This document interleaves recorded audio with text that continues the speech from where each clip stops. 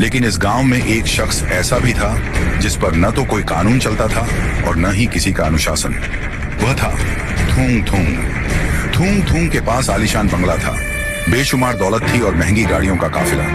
लेकिन इन सब के साथ उसके पास थी एक बेहद जिद्दी और खतरनाक फितरत। उसे जो चीज पसंद आ जाती उसे हासिल करना उसके लिए जुनून बन जाता था। उसके गैराज में गैरकानूनी तरीके से जमा की गई ऐसी गाड़ियां थीं जो उसने लोगों से छीन ली थीं। एक दिन हद ही हो गई।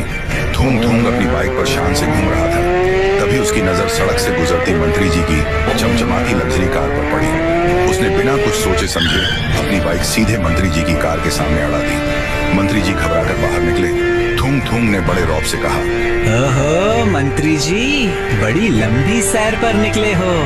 वो क्या है ना मंत्री जी, मुझे आपकी ये कार पहली नजर में ही पसंद आ गई है। अब आप प्यार से दोगे या मैं खुद ही ले लूं? थूंग थूंग के नाम से ही वे डरते हुए बोले, अरे तुम भाई, आपको भला कौन मना कर सकता है। अब अगर कार आपको भा गई है तो ये आपकी ही हुई, इसे खुशी खुशी ले जाइए। थूंग थूंग ने मंत्री जी को धमकाकर कार छीनी और धूल उड़ाते हुए वहां से निकल गया। थूंग थूंग का खौफ इतना था कि किसी बड़े से बड़े इंसान की भी उसे ना कहने की हिम्मत नहीं होती थी। अब उसके अवैध कलेक्शन में एक और शाही कार जुड़ चुकी थी, जिसे पाकर वह बहुत खुश था।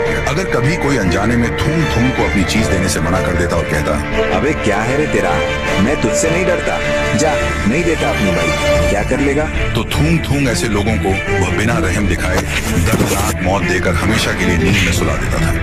इसी दबदबे की वजह से पूरे इलाके में थूंग थूंग का ही बोलबाला था। एक दिन थूंग थूंग सड़क किनारे बड़े मजे से चाय सुट्टा पी रहा था। तभी अचानक उसका ध्यान एक ऐसी चीज पर गया, पायल। पायल एक बेहद हसीन और रसूखदार लड़की थी जो अपनी बाइक पर से गुजरी। उसको देख थूंग थूंग तुरंत अपनी कार में बैठकर पायल का पीछा करने लगा। थूंग थूंग का पुराना नियम था, जो पसंद आ गया वो अपना हो गया। वह कुछ भी करके पायल को हासिल करना चाहता था। पीछा करते करते पायल एक बहुत बड़े आलीशान महल जैसे बंगले के सामने जा पहुंची, जहां पर बहुत सारे बॉडीगार्ड्स थे। थूंग थूंग ने भी अपनी कार अंदर घुसा दी और सीढ़ियों के पास जाकर रुक गया। लेकिन कार से उतरते ही जो नजारा उसके सामने था, उसे देखकर पहली बार थूंग थूंग के रोंगटे खड़े हो गए। वह बंगला किसी मामूली अमीर का नहीं, बल्कि 25 गांवों के बेताज बादशाह राइस्टार का साम्राज्य था। वहां का नजारा ही अलग था। दौलत का अंबार, लाइन से खड़ी करोड़ों की लग्जरी गाड़ियां, फौलादी सुरक्षा, चारों तरफ 500 से 600 प्राइवेट आर्मी ऑफिसर्स जो अत्याधुनिक हथियारों से लैस थे। हाई डेफिनेशन सिक्योरिटी कैमरे लगे हुए थे। थूंग थूंग को अब समझ आया कि पायल कोई आम लड़की नहीं, बल्कि खौफनाक डॉन राइस्टार की सगी बहन है। राइस्टार के बारे में मशहूर था कि वह इतना ताकतवर है कि अकेले ही 3-4 गुंडों को हवा में उछाल देता है। वह मौत से नहीं डरता था और अपनी बहन की हिफाजत के लिए पूरी दुनिया को राख करने का दम रखता था। उसे एहसास हो चुका था कि यह बच्चों का खेल नहीं है।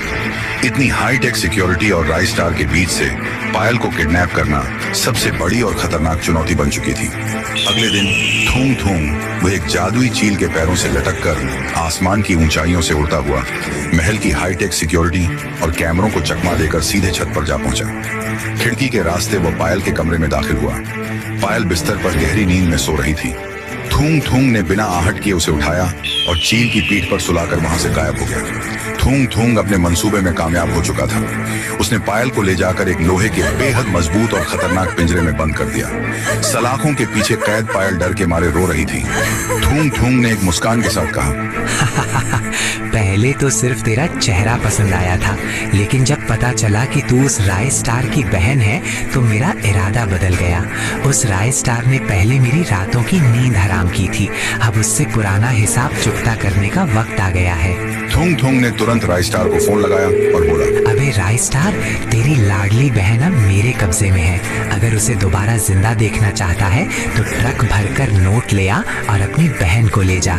याद रखना, चालाकी की तो लाश भी नहीं मिलेगी। राइस्टार ने घबराते हुए कहा, नहीं, पायल को कुछ मत करना, मैं पैसे लेकर आ रहा हूँ। अगले दिन राइस्टार अकेले ही ट्रक भरकर पैसा लेकर थूंग थूंग के अड्डे पर जा पहुंचा। उसने ट्रक की ओर इशारा करते हुए कहा, थूंग थूंग, तूने जितने पैसे मांगे थे मैं ले आया हूँ, अब मेरी बहन को आजाद कर दे। और थूंग थूंग पागलपन में हंसते हुए बोला, अभी तो असली खेल शुरू हुआ है राय स्टार। मेरा बदला इतनी जल्दी पूरा नहीं होगा। तुझे याद है तूने पहले मुझे तड़पा तड़पा कर मारा था, आज मैं तुझे वो दर्द महसूस कराऊंगा। थूंग थूंग ने पागलों की तरह अपनी गन निकाली और सीधे पायल पर गोली चला दी। उसने राय स्टार पर भी गन तानी, लेकिन राय स्टार ने एक दीवार खड़ी कर ली। अब दोनों के बीच मौत का तांडव शुरू हो गया। दोनों एक दूसरे की जान के पीछे पड़ गए। राय स्टार ने गन से एक सटीक निशाना लगाते हुए थूंग थूंग के सिर के आर पार गोली मार दी। थूंग थूंग के गिरते ही राय स्टार दहाड़ा। ए लकड़ी के ढांचे, कहा था ना मेरी बहन को हाथ मत लगाना, अब भुगत अपनी मौत का अंजाम। थूंग थूंग का अंत हो चुका था, लेकिन जैसे ही राय स्टार अपनी बहन पायल की बेजान लाश के पास पहुंचा, उसका कलेजा फट गया। वह फूट फूट कर रोने लगा। आज उसके पास अपार दौलत थी, बेहिसाब ताकत थी और दुश्मन का खात्मा भी हो चुका था, लेकिन जिसकी रक्षा के लिए उसने यह सब कमाया था, वह बहन अब उसके पास नहीं रही। सब कुछ जीत कर भी राय स्टार अपनी जिंदगी की सबसे बड़ी बाजी हार चुका था।